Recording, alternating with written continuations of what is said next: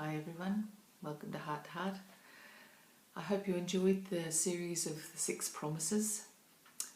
If you didn't see them or you missed any, remember that you can go to the YouTube channel of Heart to Heart, Cuore a Cuore, and catch up. The Lord has just been speaking to me about it this morning, is how do we handle things when things don't go according to plan? Well, many of us have had plans of work opportunities, travel, many aspirations, many different things. Maybe even just in these recent days of a plan to be together with family at great distance, that you were going to be together this Christmas, for example. Just went terribly wrong, it seems, in your household. Maybe you lost somebody during the coronavirus time that we've had. These are all things that don't go according to plan in our lives. But we must remember, of course, that God does have a plan for us. He does have a plan. He hasn't forgotten us, and the plan He has for us still stands. I know even sometimes the smallest things can really upset us in our feeling of things not going to plan. You might be planning to have people over, friends over, to do something together, and then something happens, and that just doesn't happen. This is a time where our attitude definitely is challenged. I know mine gets challenged because we think about things and sort things out, and we try to have the perfect plan. But in these times it's very important to take stock of how we feel in those times, feeling anxious. Some of us get angry, we sulk, we throw tantrums. Even as grown-ups we can throw tantrums because things haven't gone according to plan. You draw back into God in these times. I know what helps me is when I draw back and I say, well, Lord, obviously you have another plan, and I want to see what it is you have within this change. And one of the most important things, of course, I'm sure He's putting His finger on, is how I'm handling the change of plan that was my plan and maybe not His plan.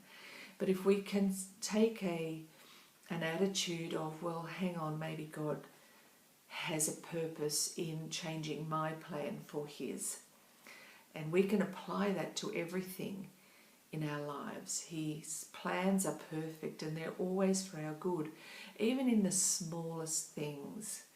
Even this very small things, the inconsequential, annoying, irritating things, God's plan is at work. He might be positioning you for a better job.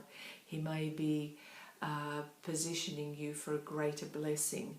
It usually is a greater blessing if we are prepared to trust Him and ask Him to show us what His plan is in that time, with whatever's happening around about us. Because I know we are, all of us, in the situation where one day we're given instructions about what is to happen in the way we're to live, the way we can travel, the way we can do things, and within a week things change dramatically. And I know, depending on what country you live in at this time, those things are constantly changing. But the worst thing we can do is get depressed about it, feel discouraged that we have no control over our life. The best thing to do, take a deep breath, breathe in His peace, His rest, and His promises. I think this is the most important thing to learn out of all of this that's happening to us in these months, in this last year. We don't know exactly what is coming. We have indications, but the most important thing is that we hold on to our faith in Jesus. We hold on. We don't throw away our confidence that God has our best at heart. It may not look rosy, it may not be the plan that we had, but He is with us in it. And if we will allow Him to steer our lives, if we will give Him the pleasure of taking us into blessing, we will definitely live at a greater sense of peace and hope, because we must hold on to hope, because hope is the foundation of our faith. Okay, I will leave that with you today as we go forward. We go forward into the new year. See you soon, and remember, rest in Him. Okay, ciao. See you next time.